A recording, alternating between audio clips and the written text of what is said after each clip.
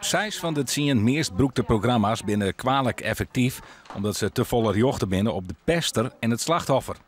We de hele klasse belutsen, dan helpen de anti-pestlessen volle beter. Pestgedrag is in dat geval het probleem van de groep. Zo staat het slachtoffer net meer alleenig. Ja, pesten is toch echt een groepsproces. En vanuit dat groepsproces moest het ik benaderen. Als je dat echt goed aanpakken, dan... en dan zeggen van, goh, maar welke band spelen nou een rol? Welke rol nemen ze daarin? En die band die pakst ik uit. En dan pakst ik echt de pester, die zet ik in de steungroep.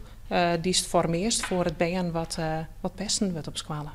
Neffens het CDIN, die een soort advies jouwt aan het Fries onderwijs, hoe squal net beslist op te houden met de programma's die minder goed uit het onderzoek komen. Op het moment dat iets werkt, dan zitten wij altijd ginder maar terug.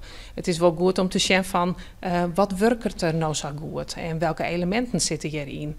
En uiteindelijk is het degene die het programma in de klasse uitvoert, dat is degene die het meest belangrijk is daarin.